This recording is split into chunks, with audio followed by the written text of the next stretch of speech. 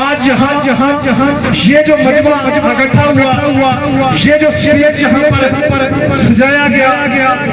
میں سمجھتا ہوں کہ میرا اس میں کنٹریبیوشن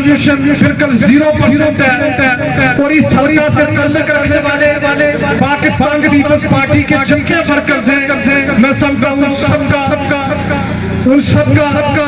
جو کنٹریبیوشن ہے وہ بالکل 0 ہے۔ آج کا یہ پروگرام جس شخص سے سجایا ہے وہ پاکستان پیپلز پارٹی کا وہ عظیم جیالہ ہے، جس کو پاکستان پیپلز پارٹی کے ٹکٹ پر اس وارڈ سے یہاں کے لوگوں نے بنا مقابلہ ممبر لوکل کونسل منتخب کر کے بھیجا، اور آج پاکستان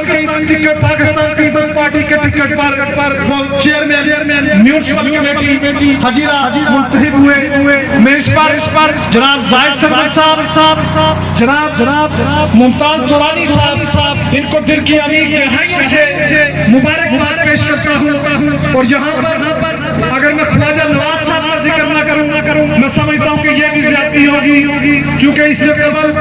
1.5 سال کو میونسپل کمیٹی حجیرہ کے وائس چیئرمین رہے، اور انتہائی احسن طریقے سے انہوں نے اپنے فرائض سر انجام دیے۔ جناب صدر، یہ جو میونسپل کمیٹی حجیرہ ہے، اس کی 7 وارڈ ہے، اور الحمدللہ میں آپ کو یہ بتاؤں کہ 3 وارڈ سے پاکستان پیپلز پارٹی یہاں سے سفر ہوئی ہے، اور جو 4 وارڈ ہے وہاں سے آزاد امیدوار جو ہے نے الیکشن جیتا ہے۔ میونسپل کمیٹی حجیرہ سے نہ ہی مسلم لیگ نون کا کوئی امیدوار کامیاب ہو سکا، اور نہ ہی تحریک انصاف کا کوئی امیدوار کامیاب ہو سکا۔ میں اس حوالے سے سمجھتا ہوں کہ یہ ورکر جو ہے، پارٹی قیادت جو ہے وہ مبارک کی مستحق ہے۔ یہاں پر چونکہ 3-4 گھنٹے سے یہ پروگرام جاری ہے،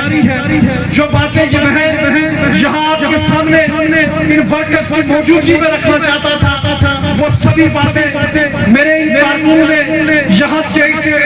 آپ کے سامنے رکھی کہ 2021 کا الیکشن چند سو ووٹوں سے پیپلز پارٹی کو الیکشن ہار گئی، لیکن اس وقت سے لے کر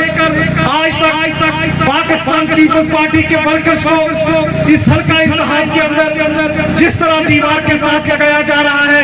اس کا عملی ہزار تو ان ورکرز نے یہاں پر کر دیا تھا۔ میں بھی اپنی اس بات کو یہاں پر رکھنا چاہتا تھا، لیکن چونکہ ایک تو وقت مختصر ہے، ایک جناب صدر میں سمجھتا ہوں کہ اس کے لیے پراپر فورم جو ہے وہ CC کا اجلاس ہے، اور انشاءاللہ اس سے پہلے بھی وہاں پر اگر کوئی بات کی تو ان کارکنوں کے حوالے سے کی ہے، اور اس کے بعد بھی اگر کوئی بات رکھی تو انہی کارکنوں کے حوالے سے رکھے۔ اور میں آج ان کارکنوں کی موجودگی میں آپ سے یہ کہتا ہوں، آج ہم نے اپنے چند منسٹرز کو بھی یہاں پر دعوت دی، لیکن وہ یہاں پر نہیں آئے۔ اب مجھے سمجھ نہیں آئی کہ وہ اس پروگرام کے اندر کیوں نہیں آئے، وہ کیوں نہیں ان کارکنوں کی بات کو سن سکتے۔ اگر وہ ان منسٹریوں کے اوپر بیٹھے ہوئے ہیں تو پھر ورکرز کی باتوں کو بھی سننا چاہیے اور اس کا ازالہ بھی کرنا چاہیے، ورنہ ہم ہر چوک چوراہے کے اوپر، ہر جگہ کے اوپر جہاں حکومت وقت کو تنقید کا نشانہ پاتے ہیں، وہاں پھر اپنے ان منسٹرز کے لیے بھی میں سمجھتا ہوں کہ ہمارے پاس کوئی گنجائش نہیں ہے۔ میرے لیے سب سے پہلے اس حلقے کے اندر موجود پیپلز پارٹی کے یہ ورکرز ہیں جو طویل کارکنوں کی قیادت کے لیے، پارٹی قیادت کے لیے جنگ لڑ رہے ہیں۔ اور اگر آج میں صرف اس بات کے بعد خوش ہو جاؤں کہ میری پارٹی جو ہے وہ اقتدار کے اندر ہے، میری پارٹی کے 10 منسٹر ہیں، ہم اس کے اوپر خوشی منائیں، ہم اس کے اوپر خوشی نہیں بنا سکتے۔ الحمدللہ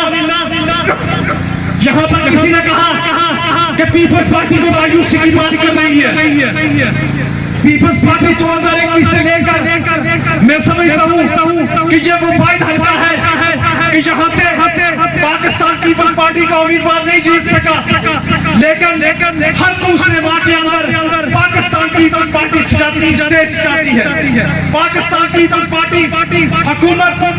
جو غلط بیان کر رہی ہے ان کے اوپر بھی تنقید کا نشانہ بنا رہی ہے، اور اس حلقہ کا جو MLA جو چھوٹی باتوں پر میں آپ کو بتاؤں کہ کل ایک تبادلہ ہوا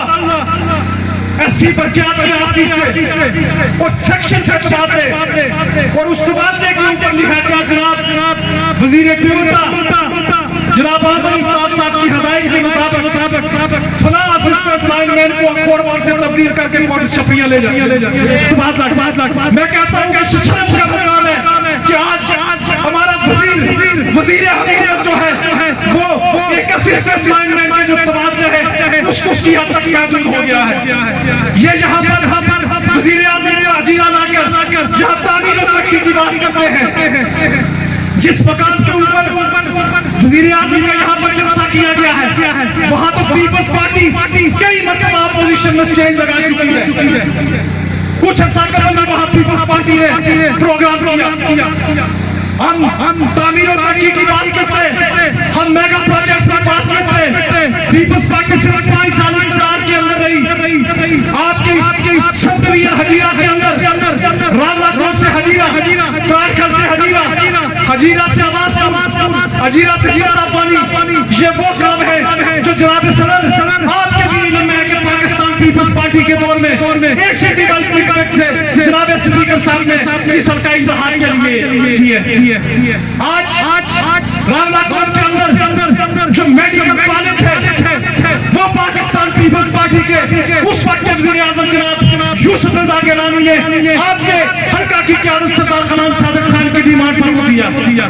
آئی رالا کوٹ جو یونیورسٹی ہے اس سے پہلے ایک شعبہ قائم تھا آج رالا کوٹ کے اندر فل فلیجڈ یونیورسٹی ہے تو وہ جناب اس وقت کے وزیر اعظم جناب یوسف رضا گیلانی نے آپ کی قیادت کے کہنے پر دیا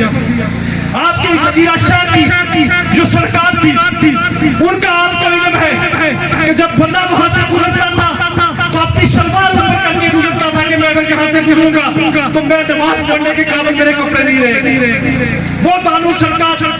وہ چاہے بائی پاس روڈ ہو مین روڈ ہو وہ سڑک آپ کی قیادت میں بنا کر دی یہ کل یا پرسوں چاہتا ہے یہاں پر کہہ رہے تھے کہ اس شہر کے اندر ہم نے کئی لوگ جلے ہوئے دیکھے بجلی کے کرنٹ لگنے کی وجہ سے وہ چونکہ جو پول جہاں پر نصب ہوئے تھے وہ بہت چھوٹے تھے اور آج لوگ وہاں پر 3-4 منزلہ بلڈنگز بنا رہے ہیں وہ پیپلز پارٹی کے دور میں صدر صاحب تاجرانی صدر جناب سرداری صاحب کی قیادت میں ہمارے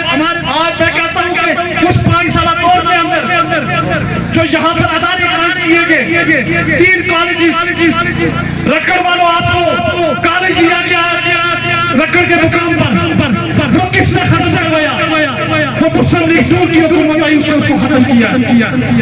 یہاں پر پیر کوٹ کے لوگ موجود ہیں پیر کوٹ کے اندر سردار غلام صادق خان نے کالج دیا وہ کالج کس نے ختم کروایا تھا